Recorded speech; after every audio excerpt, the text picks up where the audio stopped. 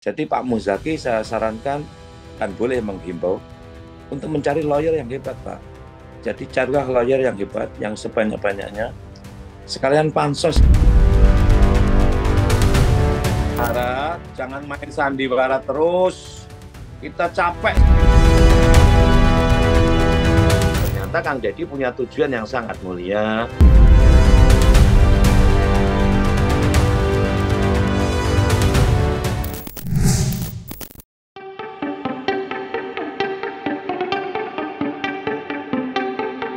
Hubungan dua tetangga Imam Muslimin dengan Nurul Sahara sepertinya sudah tidak dapat lagi didamaikan setelah kedua belah pihak memilih menempuh jalur hukum dengan saling melaporkan.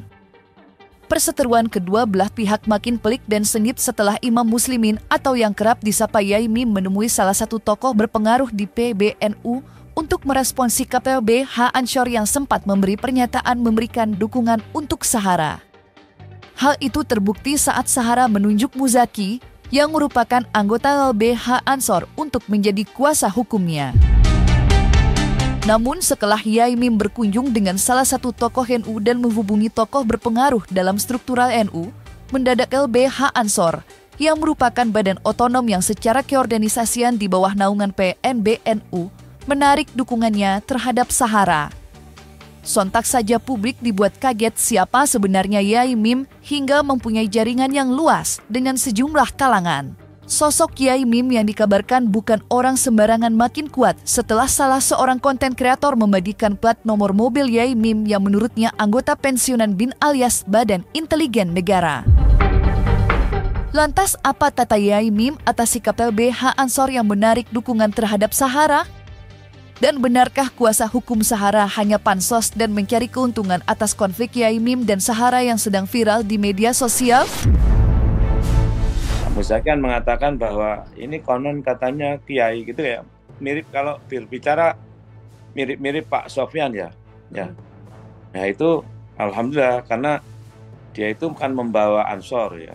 Saya juga belum telepon sama Gus Yahya, tapi kalau ke PBNU sudah.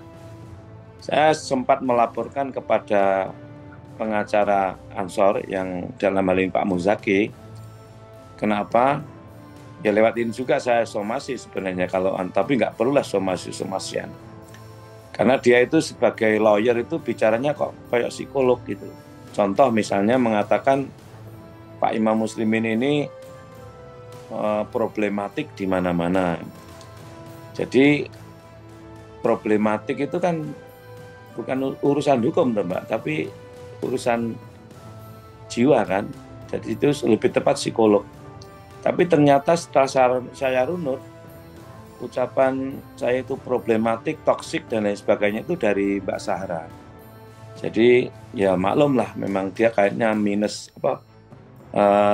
bukan minus ya, miskin literasi. Jadi mohon maaf ya, saya katakan pada Pak Muzaki ini perlu banyak membaca, agar supaya wawasannya terbuka. Ya, orang NU itu bacaan kitabnya kan harus banyak. Ya toh? Apalagi seorang ahli hikmah, ahli hukum ya toh, harus baca buku yang banyak. Jadi mohon maaf, walaupun Pak Muzaki itu sangat suka terhadap roti es ya, dia itu konon sangat suka menyukai roti es itu, makanya dia semangat. Walaupun tidak mengatasnamakan Ansor, maka dia tetap akan maju sampai mati. Kayaknya prinsipnya sekalipun langit runtuh, bumi terbelah, dia akan tetap membela Sahara. Dan konon katanya memang sering kasih roti Mbak sama Sahara. Gini, dalam prinsip orang Jawa ya, kalau orang Jawa itu orang Indonesia lah. Laki-laki itu akan menjadi raja selama belum makan roti. Tapi kalau sudah makan roti, dia akan menjadi hamba perempuan. Saya ini tidak menjadi pengurus struktural, saya itu orang NU kultural. Jadi keluarga saya NU, saya sendiri NU, amaliyah ibadah saya NU. Saya ketika jadi pengurus NU cabang itu tahun 91 sampai 2004, Mbak. Setelah itu sudah nggak aktif lagi. Saya aktif di Suriah NU cabang Malang ya saat itu. Mulai dari Rais Suriah Kiai Nabrawi, kemudian Rais Suriah berikutnya Kiai Zainuddin Muhid, dan seterusnya itu saya Setelah itu sejak tahun 2000 berapa ya, lupa, pokoknya sudah lama saya nggak aktif di struktural NU, itu sudah lama sekali. Jadi Pak Muzaki saya sarankan, kan boleh menghimbau untuk mencari lawyer yang hebat, Pak. Jadi carilah lawyer yang hebat, yang sebanyak-banyaknya. Sekalian pansos gitu, ini lagi kan, ini kan lagi viral itu. Jadi Pak Muzaki monggo pansos mawon. Walaupun kan jenengan nggak patek laku ya, jadi pengacara karena memang kurang pinter itu. Cuman kami sebagai lembaga bantuan lembaga bantuan hukum Ansor itu dilematis. Yang pertama mengingat bahwa katanya orang ini mengaku kiai. Nah, yang kedua, ngapunten, Mbak Zahara ini santri, Mas Safwan juga santri. Kita dilematis.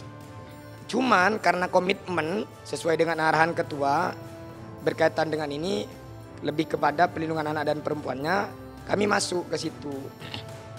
Namun setelah masuk, kita terima kuasa, kami berembuk.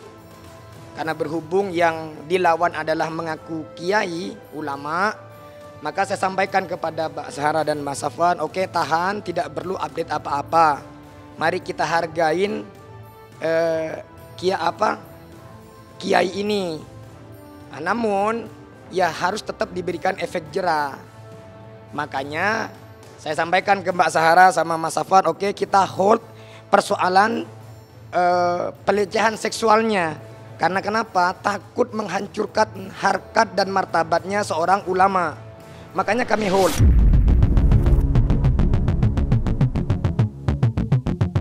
Nurul Zahara bukan tanpa perlawanan.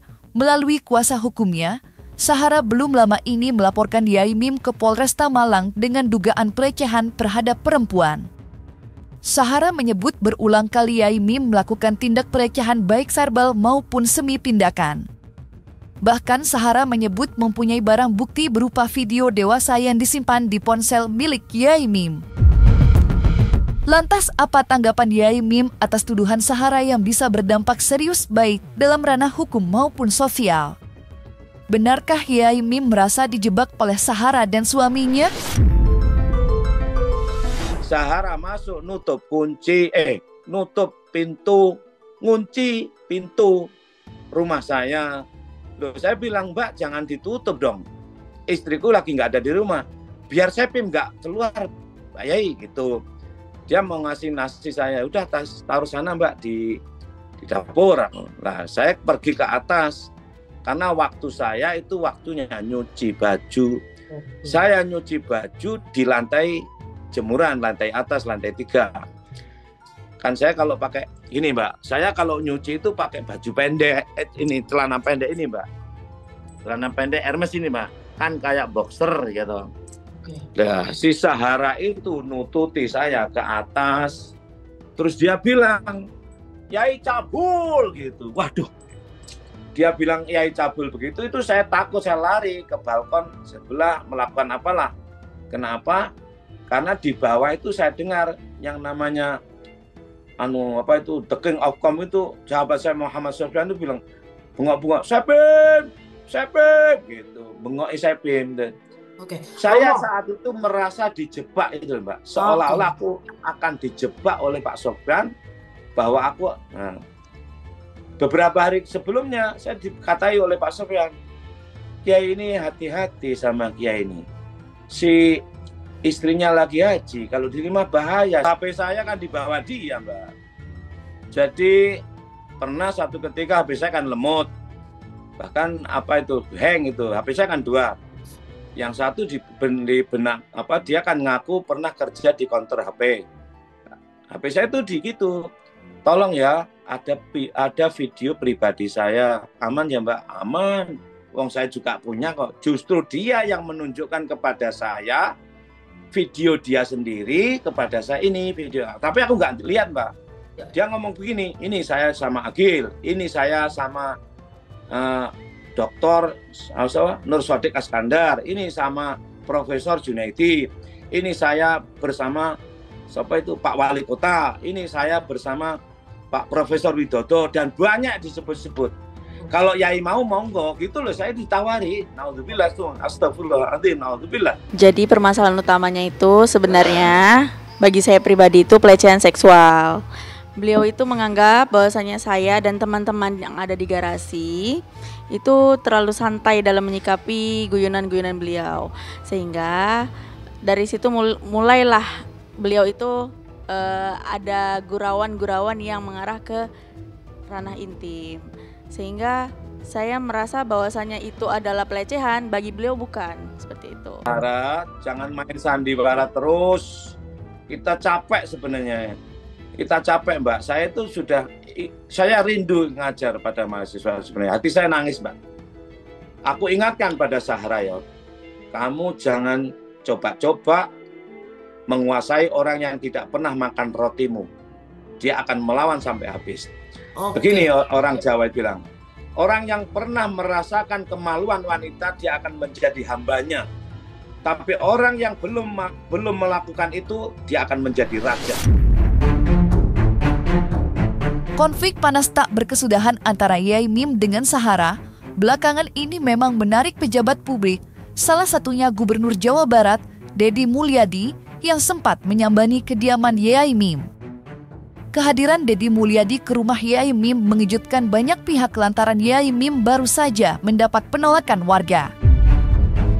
Kedatangan Deddy Mulyadi disebut-sebut hendak mendamaikan Yai Mim dengan Sahara. Namun sampai kini konflik yang terjadi antara Yai Mim dengan Sahara tak kunjung berdamai, sebaliknya makin sengit. Lantas apa kata Yai Mim mengenai kedatangan Deddy Mulyadi ke rumahnya? Nggak kenal saya dengan ini. Nggak, ini siapa lagi? Pak Wahyu ya? Nah ini Pak Wahyu ini yang ngusir saya. Mas.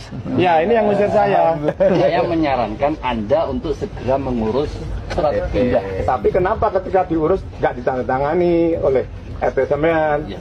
Nanti sekarang tanda tanganin aja, apa susahnya? Nggak akan. Aku sudah nggak boleh pindah sini.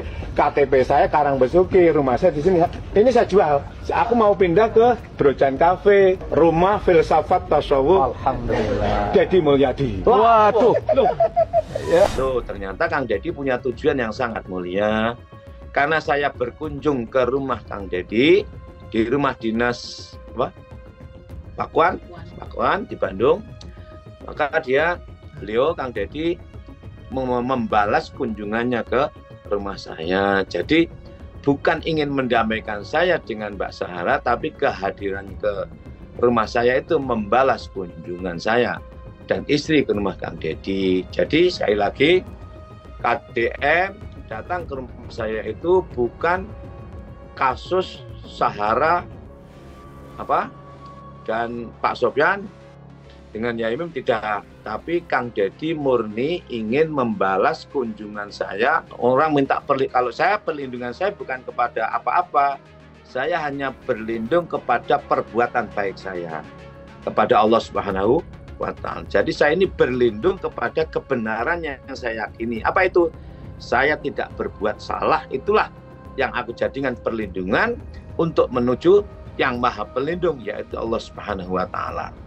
Orang kalau sudah bersalah, Mbak, walaupun minta perlindungan kepada Sang Maha Pelindung, nggak akan dilindungi. Orang salah tetap akan salah itu.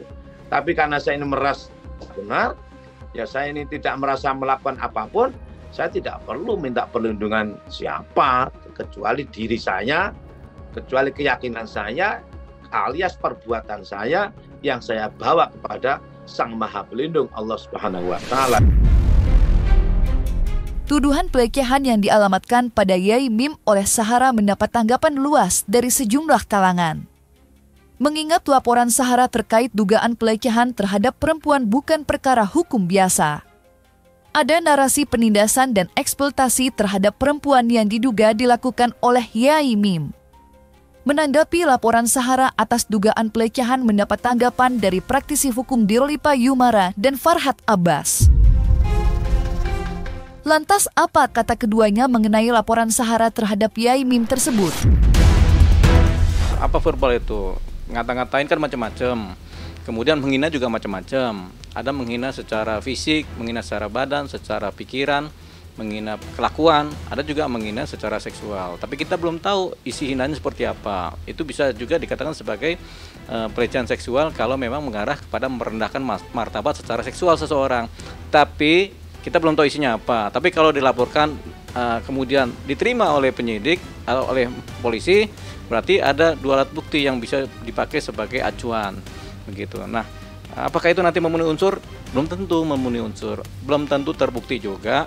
Dan itu kemudian harus ada saksi ahli bahasa yang akan menilai itu, dan ahli pelindungan wanita, pelindungan anak yang akan menilai itu. Ya kalau kemudian Sarahnya tahu yang dibahas oleh Yaimin, di mana kemudian Sarah kemudian melihat ini sebagai dia dirugikan secara psikis, ya bisa begitu. Jadi ada unsur yang kemudian bisa memenuhi pelecehan seksual ya. Apalagi yang dituju orangnya tahu begitu, korbannya tahu, oh kita dituju. Kayak kita gini, ada orang kemudian melecehkan kita secara seksual misalnya, oh ininya ini gitu kan, begitu kan. Nah kalau kita tahu kita tersinggung dan kita merasa dilecehkan, kita lapor bisa, gitu. Yang penting ada buktinya, ada chattingnya, ada tulisannya, ada omongan verbalnya yang direkam, gitu. Yang kemudian dianggap sebagai merendahkan martabat seseorang secara seksual. Pembuktiannya sulit karena satu saksi bukan saksi dalam hukum itu kan. Kalau satu saksi bukan saksi, dia harus kemudian dikonfrontir dengan lawan bicaranya. Kalau lawan bicaranya nggak ngaku kan susah. Jadi dianggap nggak ada perkara. Dari awal kan saya katakan saya dukung Yaimin, dan tidak layak orang muda, tetangga muda yang masih kuat gagah melawan orang tua gitu.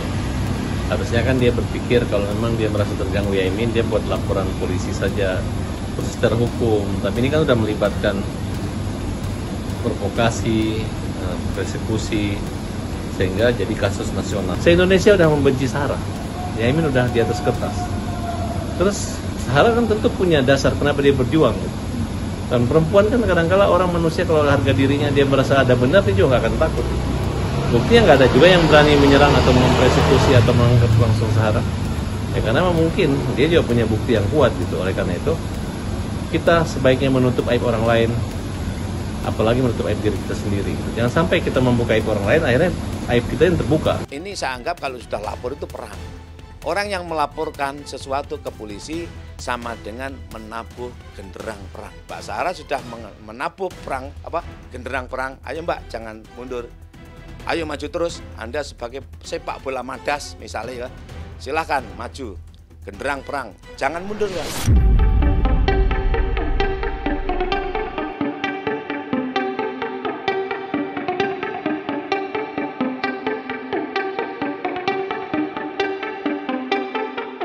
Nah, selesai sudah Cumi Lovers. Jangan lupa untuk like, subscribe, dan juga share channel YouTube Cumi Cumi.